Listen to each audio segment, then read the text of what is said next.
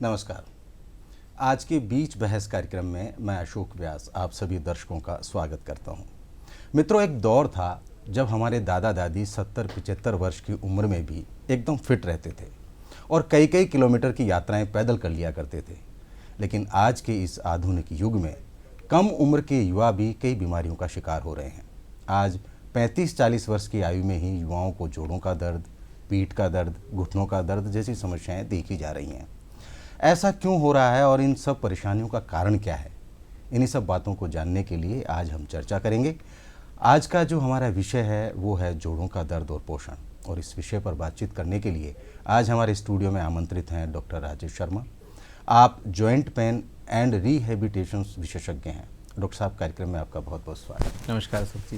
Doctor साहब, जैसा कि हमने सबसे पहले बात की कि आज के इस दौर में जो हड्डियों से जुड़ी हुई समस्याएं हैं ये क्यों देखी जा रही हैं?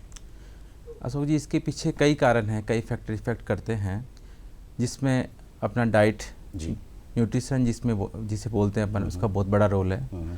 दूसरा अपना जो फिजिकल एक्टिविटीज़ है जी। जो आज के दौर में वो कम हो गई। जैसा कि आप बोल रहे हो 70-75 साल की उम्र में चल लेते थे, आज की जो फिजिकल एक्टिविटीज़ है इस दौर में वो धीरे धीरे कम होती जा रही जी है। हाँ। बैलेंस डाइट कम हो गई है लोगों की। न्यूट्रिशन का रोल बहुत शून्य के रूप में देखा जा रहा है। पैक्ड फूड यूज़ आ रहे हैं जी।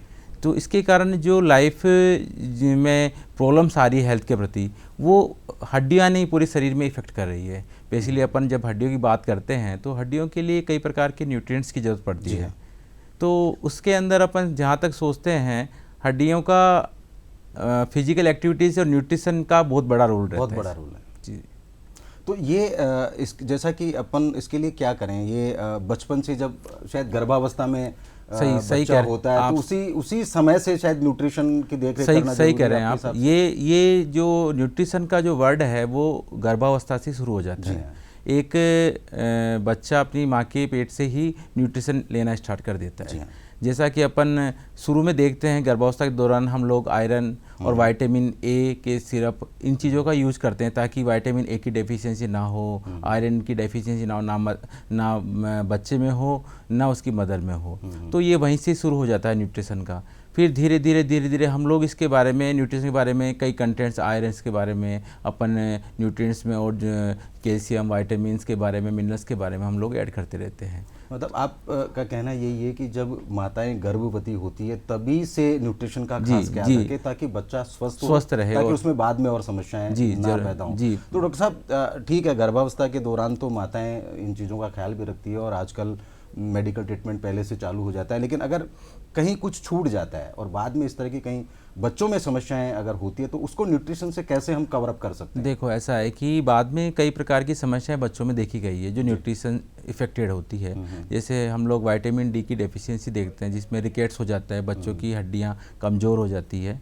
तो उसके लिए हम लोग सप्लीमेंट देते हैं, विटामिन डी के सप्लीमेंट उसको देते हैं जिसकी डेली रिक्वायरमेंट जो होती है उस हिसाब से हम उस अमाउंट में सप्लीमेंट दिया जाता है। आयरन की सप्लीमेंट्स दिए जाते हैं, गर्भवती महिलाओं को दिए जाते हैं। और आजकल तो आयरन की जो टैबलेट्स है वो हम लोग वैसे भी रूटीन वाइज दे रहे हैं प्रोग्राम्स के तहत, जिसमें हम लोग जैसे 8 mg से लेके हम लोग 15 mg तक टैबलेट्स यूज़ करते हैं। आयरन की डेली रिक्वायरमेंट के हिसाब से वो दी जाती है। तो डॉक्टर साहब, अभी जो इस दौर में जो हड्डियों की समस्याएं हैं, ऐसी कौन कौन सी समस्याएं हैं जो आमतौर पर अभी ज़्यादा देखने को मिल रही है? क्योंकि आप तो एक्सपर्ट है इस विषय के और बहुत सारे पेशेंट आपके पास आते ही हैं, तो आप तो ज़्यादा जी बेसिकली क्या है कि जो हड्डियों की समस्याएं हैं वो एक 40 साल से ज़्यादा होने के बाद में ज़्यादातर देखी गई है ये समस्या। वो कौन कौन सी ऐसी जिसमें अपन देखते हैं कि जो ऑस्टियोपोरोसिस हो जाता है, ऑस्टियोआर्थराइटिस हो जाता है, और कई प्रकार का जैसे बोलते हैं कि मसल्स वीकनेस हो जाती है। तो ये समस्या अपन को देखने को मिलती है जिसमें ऑस्टियोआर्थराइटिस से बहुत बड़ा रोल है। 22% से लेकर 40% तक इंडिया के अंदर ऑस्टियोआर्थराइटिस की प्रिविलेंस रेट देखी गई है इसके अंदर। तो डॉक्टर साहब, इस साल को WHO ने इंटरनेशनल ईयर्स ऑफ मिलेट्स भी घोषित किया है, और वो इसीलिए घोषित किया है कि जो मिलेट्स हैं वो हमारे न्यूट्रिशन में बहुत महत्वपूर्ण रोल अदा करते हैं। तो इनका क्या हमारे डाइट में या हमारे न्यूट्रिशन में क्या महत्वपूर्ण रोल है, इसके बारे में आप थोड़ा दर्शकों को देखो, मिलेट्स बेसिकली मिलेट्स में आप आयरन न्यूट्रिएंट्स को ऐड करने के पर्पस से जोड़ा गया है। जैसे हमारे मिलेट्स के अंदर राजगिरी का आटा जोड़ा गया है, ज्वार जोड़ा गया है, मक्का जोड़ा गया है, बाजरा जोड़ा गया है, तो एक्स्ट्रा न्यूट्रिएंट्स के लिए जोड़ा गया है। और कुछ हद तक मिलेट्स का यूज होता है, ग्लूटेन सेंसिटिव लोग होते हैं, ग्लूटेन से एलर्जी होती है, तो अपन गेहूं से फ्री करने के लिए मिलेट्स को अपन जोड़े हैं ताकि एक्स्ट्रा न्यूट्रिएंट्स उनको मिल सके। हाँ, बिल्कुल सही बात है। तो क्या आप ये मानते हैं डॉक्टर साहब कि जो पुराने ज़माने में हमारे बुजुर्ग हुआ करते थे, मैंने पहले भी जिक्र किया कि वो 65, 70, 75 साल में भी खूब चल लेते थे, उनको कोई प्रॉब्लम नहीं होती थी, तो क्या इसके लिए खान पान खास तौर से जिम्मेदार था उस समय? खान पान का बहुत बड़ा रोल रहता है। जहाँ तक अपन बात करते हैं अभी ऑस्टियोआर्थराइटिस की, तो ऑस्टियोआर्थराइटिस के अंदर क्या होता है कि बोन्स के बीच में, नी बोन के बीच में कार्टिलेज होता है, तो धीरे धीरे डैमेज होने लग जाता है जी। और जहाँ तक अपन रूटीन भाषा में यूज करते हैं, ग्रीस कम हो गई, लोग बोलते हैं ग्रीस कम हो गई साहब, इसकी घुटने कमज़ोर हो रहे हैं। तो ग्रीस के अंदर क्या है कि कई कंटेंट्स होते हैं, जैसे हाइलुरिक होता है उसके अंदर, और कई प्रकार के कंटेंट्स होते हैं। उनको फॉर्मेशन के लिए कई प्रकार के न्यूट्रिएंट्स को अपन यदि ऐड करें अर्ली फेज के अंदर, तो अपन इस चीज़ का समाधान पा सकते हैं कुछ हद तक। जिसमें अपन जैसे बोलते हैं अपन अखरोट यूज कर रहे हैं, बादाम यूज कर रहे हैं, तो इससे क्या होगा कि हाइलुरिक एसिड की अमाउंट ज़्यादा रहेगी। ओमेगा 3 फैटी एसिड्स का यूज अपन करेंगे तो उससे भी इसमें हेल्प मिलेगी, क्योंकि अपन को एंटी इन्फ्लामेटरी और एंटीऑक्सीडेंट्स अपनी भोजन में, अपने पोषक तत्वों में शामिल करना पड़ेगा। अब समय ऐसा आ गया कि अपन को इस चीज़ पे फोकस करना पड़ेगा कि अपन अपना जो पोषक तत्व है उसमें इन चीज़ों का होना अत्यावश्यक हो गया। और क्या क्या उपाय हम कर सकते हैं ताकि इस तरह की प्रॉब्लम, जो हड्डियों से जुड़ी प्रॉब्लम्स है, वो हो ना, और हो तो वो भी ठीक हो जाए? और बाकी ऐसी कौन कौन सी चीज़ें हैं जिनको हम यूटिलाइज करें? हमारे खान पान के अलावा और भी बहुत सारी ऐसी एक्टिविटीज़ हैं जिनको अगर हम डेली रूटीन में डालें तो शायद उनसे अपन निजात पा सकते हैं। तो वो कौन कौन सी ऐसी बातें हैं जो आप हमारे दर्शकों को डेली दिनचर्या में यदि अपन वेट बियरिंग पे फोकस करें, अपन अपना वेट को फोकस करें, बैलेंस डाइट लें, उस हिसाब से वेट। दूसरा, उसमें फिजियो एक्टिविटीज़ अपनी ज़्यादा जोड़ें। जैसे अपनी फिजिकल एक्टिविटीज़ अपन की ज़्यादा हो जाएगी तो अपना क्या वेट कंट्रोल रहेगा, तो वेट बियरिंग कम होगा, तो लोडिंग कम आएगी, तो अपने को हो सकता है कि अपनी जो प्रॉब्लम्स होने वाली है उससे अपन को काफ़ी हद तक निजात मिल सकती है। और हम ऐसी कौन सी चीज़ें हैं जिनसे परहेज करें? अगर मान लीजिए किसी के प्रॉब्लम्स हो गई है, नी पेन हो गया, आपका बैक पेन हो गया, और भी मस्कुलर पेन हो गया, और बहुत सारी जो जॉइंट्स पेन हो गया, तो हम किन किन चीज़ों से परहेज करें अगर किसी के हो जाता है, ताकि उससे हमको थोड़ी राहत मिल जाए? जी, अपन को बेसिकली क्या है कि कुछ चीज़ें ऐसी है जिनको अपन को लाइफस्टाइल से बिल्कुल रिमूव कर देना चाहिए यदि अपन हेल्थ कॉन्शियस है तो, जिसमें जैसे अल्कोहल है, टोबैको है, इनसे अपन को दूर रहना है। अपन लोग पैक्ड फूड यूज करते हैं आजकल। पैक्ड फूड में बेसिकली क्या होता है, साइटोकाइंस होता है जो एक तरह से इन्फ्लेमेशन ज़्यादा बढ़ाता है, ठीक है। तो उसको हिसाब से अपन को उसको अपनी जो पार्ट है फूड में उसको अलग रखना चाहिए, उस चीज़ को हटा देना चाहिए, तो उससे भी अपन काफ़ी हद तक से निजात पा सकते हैं। चौथी बात यह है कि अपन लोगों को जितना भी जो न्यूट्रिएंट्स है उस पर फोकस करना चाहिए कि अपन इन चीज़ों को ना यूज़ करके अपन न्यूट्रिएंट्स पे फोकस करें, तो उससे अपन काफ़ी हद तक। नहीं, पैक फूड में आप किस तरह के पैक फूड की बात? जैसे मैदा के कंटेंट्स आते हैं, तो मैदा से क्या वेट भी गेन करेंगे आप लोग, और थोड़ा सा क्या मैदा क्या है कि इन्फ्लामेटरी कंटेंट ज़्यादा होने से क्या इन्फ्लेमेशन ज़्यादा होगा, तो इसलिए हम लोग इसको मतलब आप ये कहना चाह रहे हैं कि फास्ट फूड जो हैं, जो रेडी टू सर्व होते हैं, वो उस तरह का आपको फूड इस्तेमाल नहीं करना चाहिए, उसका कम से कम अपन को इस्तेमाल करना चाहिए। और इसके अलावा बहुत सारे लोग हमने भी आमतौर पर देखा, जो बीचेज होते हैं वहाँ पे सनबाथ के लिए लोग चले जाते हैं, इसका कितना फ़र्क पड़ता है हमारे इन हड्डियों से संबंधित रोगों में? जी देखिए, मैं बेसिकली हड्डियों के लिए vitamin D, calcium, magnesium, fluoride और पोटेशियम, इनके साथ और कई प्रकार के तत्वों की आवश्यकता होती है। ये मोस्टली तत्व हैं जिनका यूज होता है। जहाँ तक अपन मानते हैं कि विटामिन डी की रिक्वायरमेंट अपन को यदि फुलफिल हो जाती है तो अपने बोन के लिए काफ़ी रहती है, और अपन यदि नहीं कर पाते तो हम सप्लीमेंट्स यूज़ करते हैं विटामिन डी के। कैल्शियम के सप्लीमेंट दें, कैल्शियम की डेली रिक्वायरमेंट अपन मानते हैं कि 1000 से 1300 मिलीग्राम पर डे होती है, तो हम कोशिश करते हैं कि अपन उतना ले लें, क्योंकि अपन कैल्शियम चाहें तो अपना डेली लाइफ स्टाइल में अपन ले सकते हैं। डेयरी फूड्स में कैल्शियम काफ़ी मात्रा में होता है, जैसे दूध में हो गया, दही में हो गया, योगर्ट में हो गया, तो अपन उस हिसाब से अपने डाइट में शामिल करें तो कैल्शियम को काफ़ी हद तक पूरा बॉडी में उसको पूरा किया जा सकता है। लेकिन जैसे मैंने आपको ये बता रहा हूँ कि ये जो अपन सन बात करते हैं या धूप में बैठते हैं, जिनके घुटनों में दर्द है या कहीं भी हड्डियों में दर्द है, उससे कितना फ़र्क पड़ता है और कौन से समय में बैठना चाहिए, ये आप थोड़ा सा दर्शकों को बताइए। देखिए ऐसा है कि जो सनलाइट है तो उसका जो बेसिकली 12 बजे से लेकर 4 बजे तक का जो टाइम पीरियड होता है उसमें अपन जो एक्सपोजर रहेगा सनलाइट का वो जो अच्छा रहेगा। उस समय विटामिन डी की अमाउंट अर्ली और अर्ली यानी मॉर्निंग के टाइम में और इवनिंग के टाइम में से ज़्यादा रहेगी, उस समय से ज़्यादा रहे।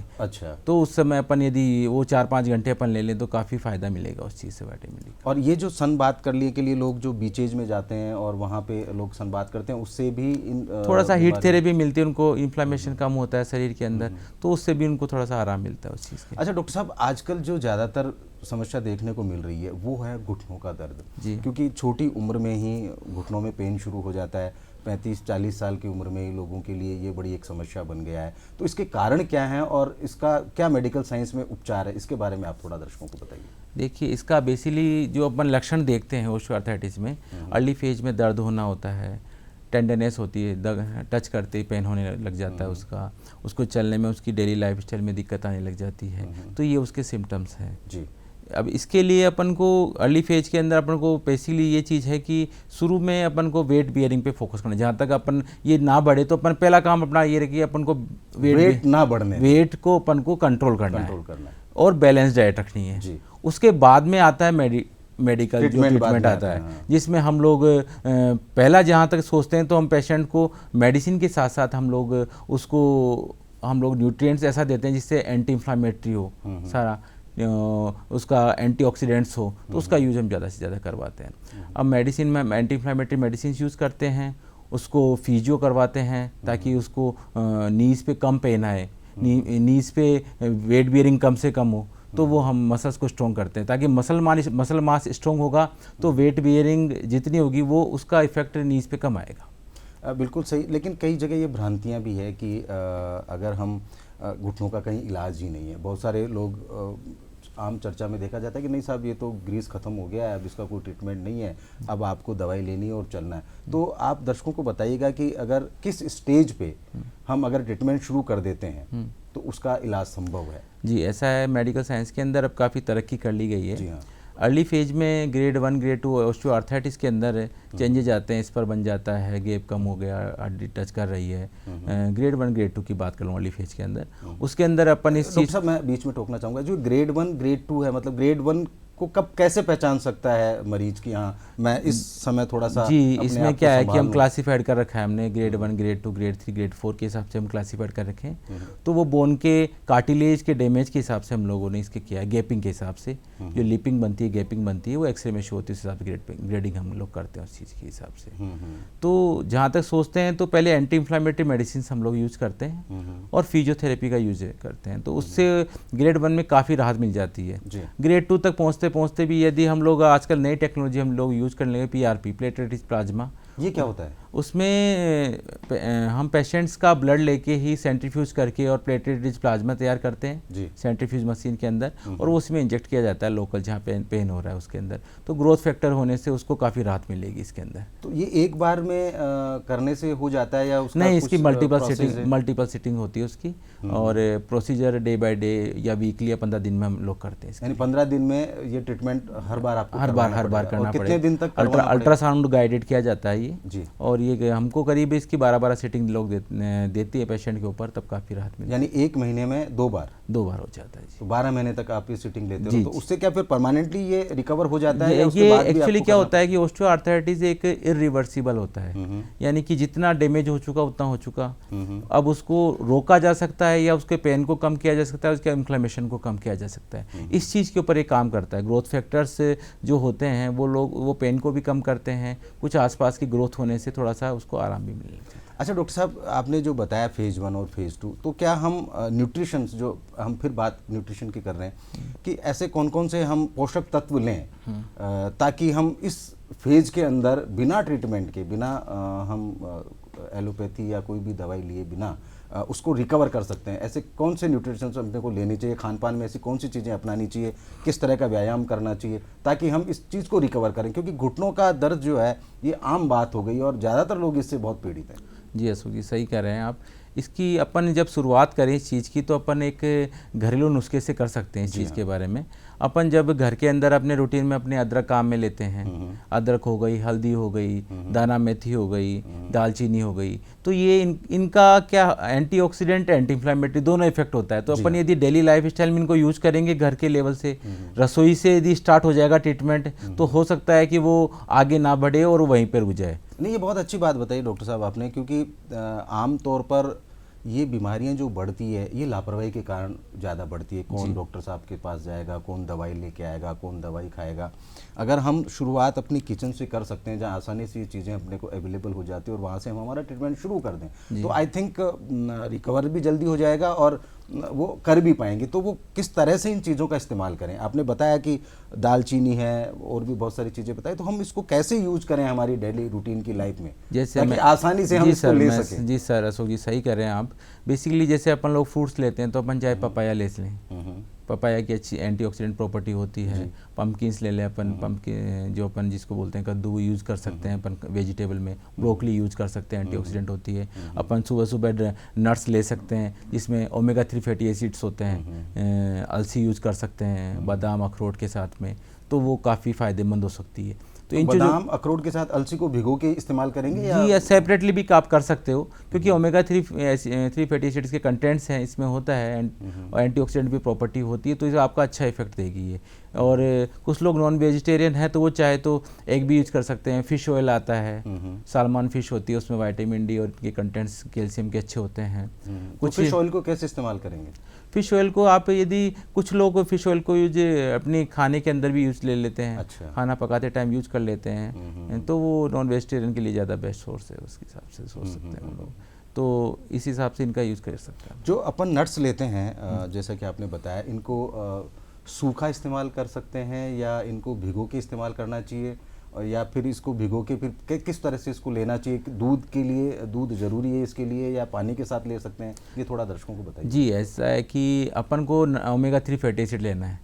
अब अपना खुद का ये है कि अपन उसको इंटेक इजीली डेली लाइफ में कैसे कर सकते हैं। कुछ लोगों को भिगो के अच्छा लगता है, कुछ लोगों को डायरेक्ट खाना अच्छा लगता है। तो अपन को अपना जो न्यूट्रिशन का पार्ट बनाना है इसको। अच्छा। कैसे भी लें, लेकिन कैसे भी लें, लेकिन इसको लेना है। लेकिन कहते हैं कि आमतौर पे कि भिगो के खाना यानी उसमें न्यूट्रिशन बढ़ जाता है अगर हम भिगो के उसको इस्तेमाल करते हैं। जी, बेसिकली क्या है कि न्यूट्रिशन बढ़ जाना इजीली डाइजेस्टिव हो जाता है एक तरह से। अपन भिगो के लेते हैं तो इजीली डाइजेस्ट हो जाता है।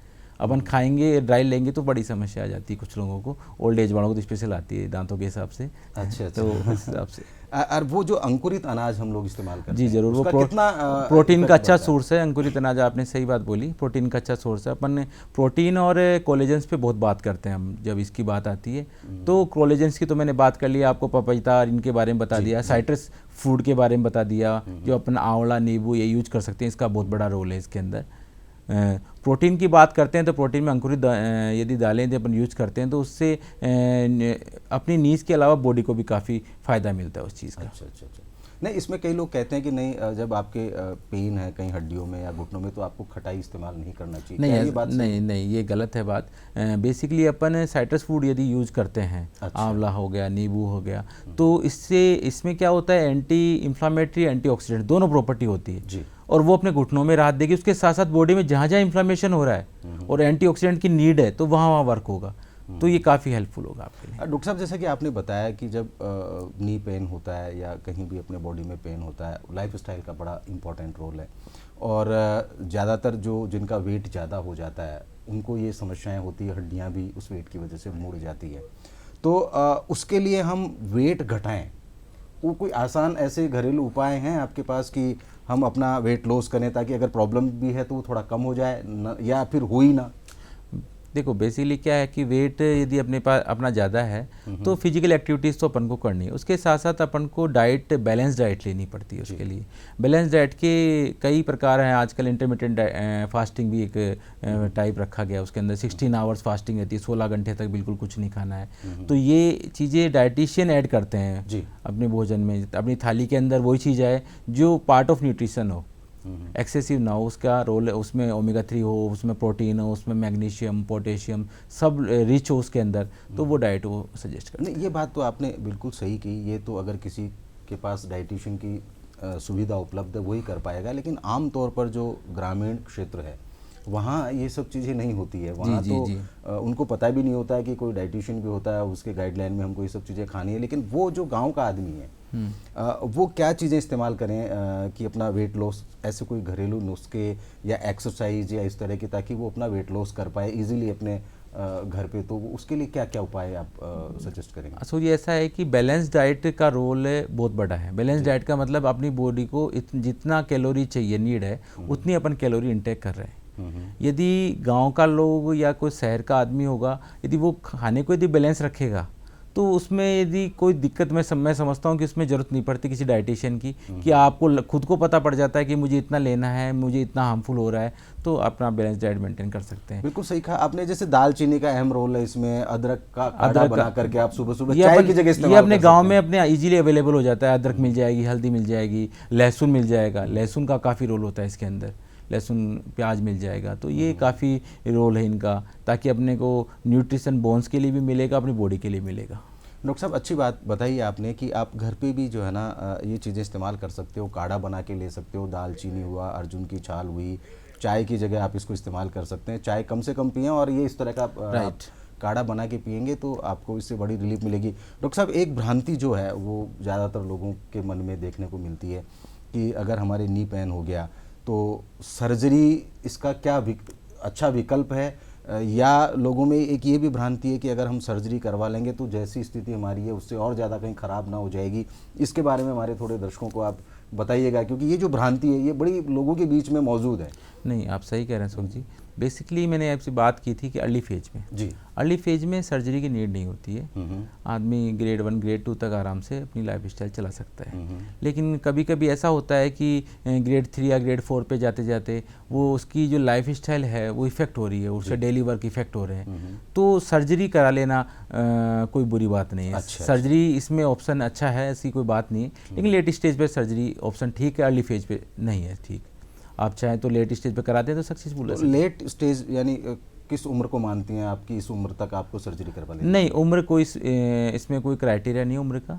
बेसिकली इसमें जो आपका जो नीज की जो सिचुएशन है उसकी जो अपन को नज़र आ रही है रेडियोग्राफ के हिसाब से, तो अपन को रेडियोलॉजिकल एग्जामिनेशन के हिसाब से, तो उस हिसाब से यदि लग रहा है अपन को और उसके काम हैम्पर हो रहे हैं, डिफेक्ट हो रहे हैं डेली लाइफ स्टाइल के, तो करा लेनी चाहिए ग्रेड 3 ग्रेड 4 पे जाते जाते। तो बहुत अच्छी बात बताई डॉक्टर साहब आपने। अच्छा, आप क्योंकि समय हमारे इस कार्यक्रम का समाप्त होने की ओर है, आप क्या हमारे दर्शकों को अंत में सलाह देना चाहेंगे ताकि ये इस तरह की बीमारियों से बच सके?